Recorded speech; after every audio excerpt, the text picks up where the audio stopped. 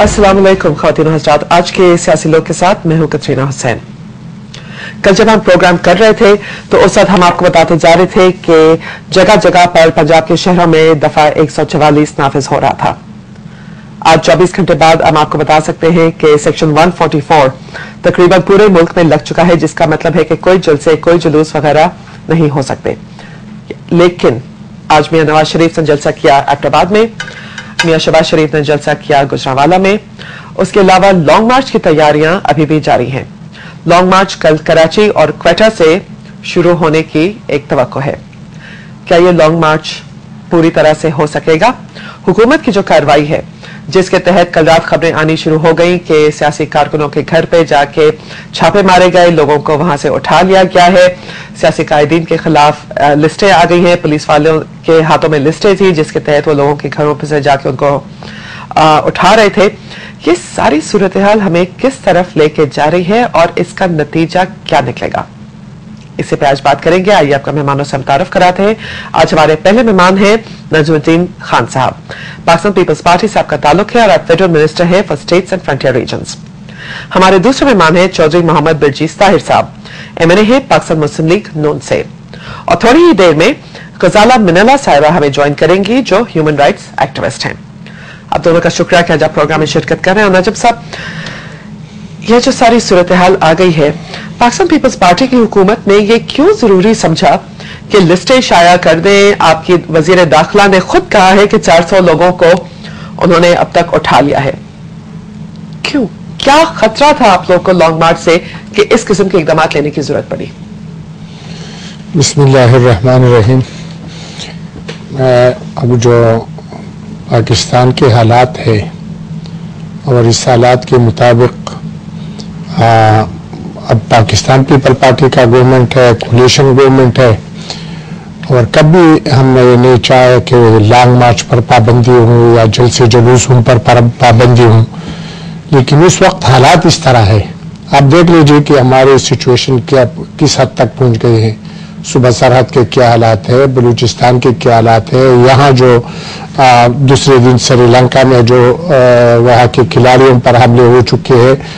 तो हम अब रहमान मलिक साहब जो ये डील कर रहे हैं, खुद अब असेंबली फ्लोर पर उन्होंने बयान दिया है कि हमने काफी कोशिश की है कि आप लॉन्ग मार्च पर तो हम कोई पाबंदी नहीं लगाएंगे, आप निकल आए, यहाँ वहां तक पहुंच जाए, लेकिन हमारे साथ भी थोड़ा सा ये डील करे कि भाई कहाँ आप ठहरेंगे, धरना जो देना है किस वक्त तक देना है, और कहाँ धरने के लिए सुटेबल जगह ऐसा होना चाहिए जो वहां के हालात ठीक न हो। लेकिन यहाँ पे मैं आपसे मुझे पूछना चाहूंगी कि ये चीजें, ये लॉजिस्टिक्स मैं कहूंगी कि कहाँ होगा, कैसे होगा, उससे पहले ही रातों को लोगों के घरों पे जाके दस्तक देना। अब हमारे यहाँ आज दोपहर में ताहिरा अब्दुल्ला साहिबा आई हुई थी, जो एक सिविल राइट्स एक्टिविस्ट हैं। हमारी आफ्टरनून की ट्रांसमिशन उन्होंने बताया कि रात के वक्त पुलिस वाले उनके घर में घुसे, उनको उठा के थाने ले गए। ये पीपल्स पार्टी की हुकूमत से मैं एक बात बताना चाहता हूँ, अक्सर बातों में हकीकत भी नहीं होते। आप देख रहे हैं कि भाई कह रहे हैं, वो टीवी पर भी ये भी आया था कि भाई चीफ जस्टिस के मकान को अब खाली कर रहे हैं, उनको घर से आज टीवी पर ये भी आया था कि वहाँ सदर जरदारी साहब ईरान से दुबई की तरफ चले जाते हैं क्योंकि हालात खराब है। अक्सर में हकीकत भी नहीं होता है। उन लोगों को हाथ डालना होगा, क्यों कोई पाबंदी नहीं है लॉन्ग मार्च पर, इनका जमहूरी हक है। पाकिस्तान पीपल पार्टी ने इनके लिए बहुत कुर्बानियां दी है। क्यों खड़े कर दिए, रास्ते क्यों बंद कर दिए? हमें देखो जी, अगर हम कहते हैं कि इनके एहतजाज नोट करना है, हमारे साथ ये डील करे कि भाई किस तरह होगा। आप वहां अगर जब धरना है 6-7 दिन वहां या 10 दिन या जो पार्लियामेंट के सामने कर रहे हैं, तो इसके जगह अगर हम ये कहते हैं कि दूसरा जगह इस तरह ढूंढ ले। पहले तो हुआ था इनका लॉन्ग मार्च हुआ था जी। लॉन्ग मार्च का अभी कोई पाबंदी नहीं है, लेकिन जब लाखों लोग ये कह रहे हैं, खुद कह रहे हैं कि लाखों लोग इस्लामाबाद में दाखिल हो जाएंगे, यहाँ सिविल सोसाइटी पर आए तो थे, लेकिन धरने वाली बात तो नहीं थी। अच्छा, धरने वाले बात नहीं थे कि भाई अब उनको क्या सराहत होंगे, रोड बंद होंगे, वहाँ जो मैं बताता हूँ। बताएं बेटी साहब, आप लोग के प्लान से आप लोगों ने डिस्कस नहीं की?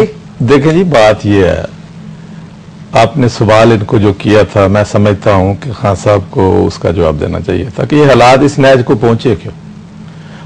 اور میں تو خود حیران ہو رہا ہوں کہ کسی بھی گورنمنٹ کے لیے پہلے 3 مہینے تو ہنی مون پیریڈ ہوتا ہے، اور اس کے بعد ابھی ان کے لوگوں سے گالیاں کھانے کا وقت نہیں تھا. ابھی تو انہوں نے حکومت کو انجوائے کرنا تھا. میں حیران ہوں ان کی کارکردگی پہ کہ اتنی جلدی انہوں نے ایجیٹیشن کو کیوں پسند کیا. ہم لوگوں نے، میں نے بطور ایم ان کے وزیر اعظم کو ووٹ دیا، ہم نے ان کے اسپیکر کو ووٹ دیا، ہم نے ان سے کچھ نہیں مانگا، ہم نے ان سے ایشوز پہ بات کی. ٹھیک، ہم نے کہا کہ ہم نے قوم نے ہمیں 18 فروری کو. صاحب آپ کی میں بات یہاں پہ کاٹوں گی اس لیے کہ خواجہ آصف صاحب ہمارے ساتھ ابھی لائن پہ موجود ہیں، میں ان سے بھی پوچھنا چاہتی ہوں. خواجہ آصف صاحب السلام علیکم. خواجہ صاحب آپ کو میری آواز آ رہی ہے؟ جی السلام علیکم. آپ ہمیں بتا سکتے ہیں خواجہ صاحب کہ آج آپ کی قیادت کے لیڈرز کے ساتھ کیا پوزیشن رہی ہے، آپ کس صورتحال میں آپ لوگ کر رہے ہیں؟ اس لیے کہ ہمیں بتائیے جا رہا ہے کہ پاکستان مسلم لیگ نون کے لیڈرز کے حوالے سے بھی چھاپے پڑ رہے ہیں، کیا پوزیشن ہے؟ جی آج میاں نواز شریف صاحب تو ایبٹ آباد میں انہوں نے جلسہ کیا، اور میاں شہباز شریف صاحب ابھی تقریباً 10 منٹ پہلے ان کا جلسہ گجرانوالہ میں ختم ہوا ہے. جی تو یہ آج جو ڈائریکٹ پبلک کے ساتھ ہم نے رابطہ مہم شروع کی ہوئی تھی، اس کا جو آج آخری جلسے تھے، اور جس طرح عوام جو ہے رسپونڈ کر رہی ہے اور جس طرح نفرت کا اظہار ہو رہا ہے حکومت کے جو اقدامات انہوں نے پچھلے 10-15 روز میں لیے ہوئے ہیں اس کے خلاف، اور جس طرح وعدوں سے انحراف کیا ہے حکومت نے اور پیپلز پارٹی کی قیادت نے، اس کے خلاف جو نیگیٹو جذبات ہیں، جو پچھلے 6-7 سال میں پرویز مشرف کے خلاف جو ایک نیگیٹو جذبات کا یا منفی جذبات کا ایک اظہار جو ہے تو آہستہ آہستہ بلٹ اپ ہوا تھا. میں اس سارے پروسیس کا جو ہے یعنی شاید بھی ہوں، اس پروسیس میں شامل رہا، میں اس سارے وٹنس کیا میں نے اس سارے پروسیس کو. لیکن 6-7 ماہ میں جو موجودہ حکمرانوں نے اپنے خلاف ایک نفرت کا جو ریزروائر جو ہے وہ اکٹھا کر لیا ہے، یہ انپریسیڈنٹڈ ہے پاکستان کی ہسٹری میں کہ کوئی حکمران جو ہے وہ 6-7 ماہ میں پوری طرح جو ہے ریجیکٹ نہیں کیے جاتے. اچھا خواجہ صاحب ایک اور سوال میں جلدی سے آپ سے پوچھنا چاہتی ہوں، وہ یہ کہ کریک ڈاؤن جو ہو رہا ہے اس کا کیا اثر ہوگا لانگ مارچ پہ اور دھرنے پہ؟ آپ سمجھتے ہیں کہ اس کے باوجود آپ آرگنائز کر سکیں گے دھرنے کو یا اور لانگ مارچ کو؟ دیکھیں یہ کریک ڈاؤن بھی in a way they are playing in our hands, کہ ایک کریک ڈاؤن اتنا میسو کر کے وہ اپنے خوف کا اور اپنے ڈر کا جو ہے نا وہ اس کی مینیفیسٹیشن ہے جو حکمرانوں کے دل میں ہے. اگر حکمران مضبوط ہوں، حکمران پاپولر ہوں، عوام میں مقبول ہوں اور ان کی پولیٹیکل پارٹی ان کے پیچھے سالڈ راک کی طرح کھڑی ہو تو ان کو یہ سارے انتظامات کرنے کی ضرورت نہیں ہوتی جو وہ انتظامات کر رہے ہیں. پھر سیاست کا جواب سیاست سے دیتے ہیں، سیاست کا جواب جو ہے وہ انتظامی اقدامات سے نہیں دیتے.